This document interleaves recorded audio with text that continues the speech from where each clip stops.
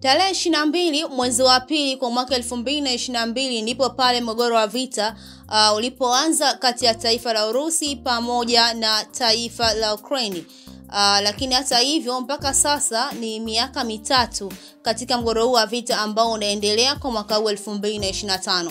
Tumeweza kuona baadhi ya mataifa yakiweza kujitokeza waziwazi kwa ajili ya kuweza kuondoa mgogoro wa vita ambao unaendelea kati ya Urusi pamoja na Ukraine.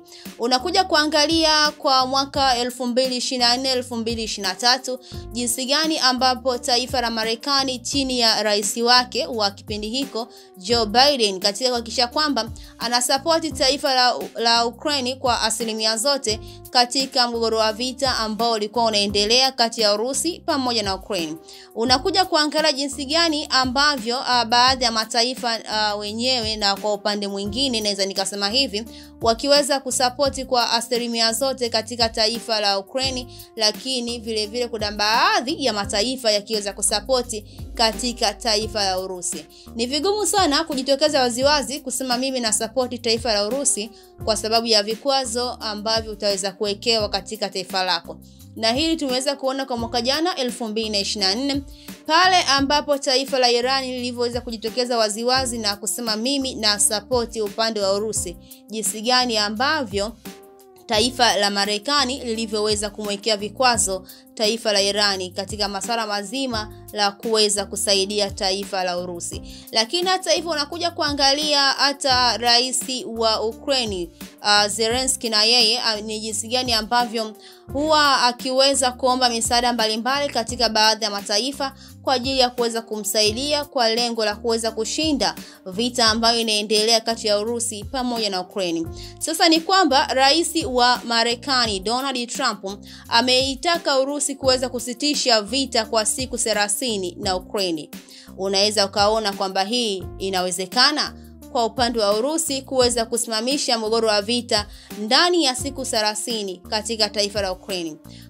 Na kumbuka tu ni kwamba siku zilizoweza kupita na zungumzia ndani ya wiki hii rais wa Urusi Putin aliweza kutoa tamko kwa kusema kwamba anasimamisha mgogoro wa vita kwa upande mmoja. Ni kwamba taifa la Urusi alitaweza kushambulia taifa la Ukraine kwa siku 3 kwa sherehe ambazo zinaendelea katika taifa hilo. Lakini licha tu ya kwamba la tamko ambalo ameweza kulitoa rais huyu wa Urusi Putin kwa kusema kwamba anasimamisha mapigano ya vita, lakini tumeweza kuona jinsi gani ambavyo Urusi ikiendelea kushambulia Ukraine. Na hii ni kauli yake mwenyewe rais wa Urusi Putin. Je, vipi kuhusiana kwa hiki ambacho kimeweza kuzungumzwa na rais wa Marekani Donald Trump akitaka mgogoro wa vita uweze kusimama kati ya taifa la Urusi pamoja na taifa la Ukraine ndani ya siku 30. Na tukumbuka tu ni kwamba Marekani imeweza kusimama ikiwa kama mpatanishi katika mgogoro huu wa vita ambao unaendelea kati ya Urusi pamoja na Ukraine. Je, Urusi itaweza kukubali kusimamisha vita ndani ya siku 30? Iko ndio kitu ambacho cha kuweza kujiuliza. Ukija kuangalia tu ndani ya siku 3 kusimamisha vita imekuwa ni ngumu zaidi. Je, vipi kuhusiana na ndani ya siku 30 kusimamisha vita? Itawezekana?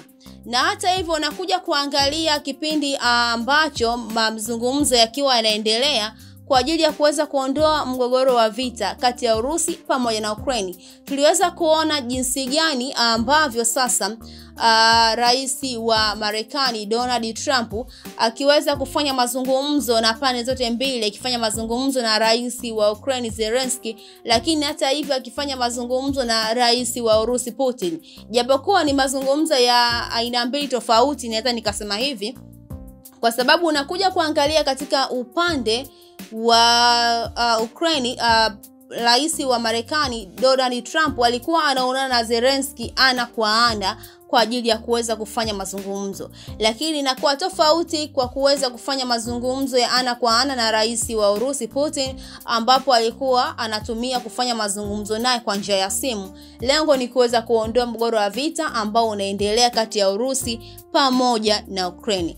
Lakini wiki ambayo imeweza kupita, tuliweza kuona msemaji wa ikulu ya Urusi Dmitry Peskov pale ambapo alipoweza kuzungumza kuhusiana na kuweza kuwekewa vikwazo kwa taifa la Urusi katika upande wa mawasiliano, akisema kwamba anaomba waweze kuondolewa hivyo vikwazo kwa ajili ya kuweza kufanya sasa kukaa kwa pamoja ili kuweza kuondoa mgogoro wa vita ambao unaendelea kati ya mataifa mawili.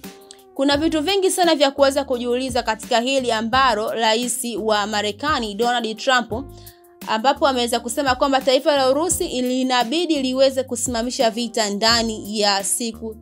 Lakini hata hivyo nakuja kuangalia hata rais wa Urusi Putin naye aliwahi kuzungumza akisema kwamba watasimamisha vita ndani ya siku 3, lakini tunaona bado Urusi inaendelea kushambulia upande wa Ukraine, hususan katika mji wa Sumy ambao unapatikana mashariki mwa Kiev. Lakini hata hivyo tunaona bado taifa la Ukraine linaendelea kushambulia taifa la Urusi upande wa Kursk. Kwa hiyo unakuja kuangalia kuna sintofahamu ambayo inaendelea hapa kati ya Urusi pamoja na Ukraine, lakini hata hivyo pamoja na mpatanishi ambaye ni Marekani katika kuweza kuondoa mgogoro huu wa vita ambao unaendelea. Katika sherehe ambazo zinaendelea katika taifa la Urusi, tumeweza kuona viongozi mbalimbali wakiweza kuwasili, akiwemo ni pamoja na rais wa China Xi Jinping ameweza kuwasili katika taifa hilo.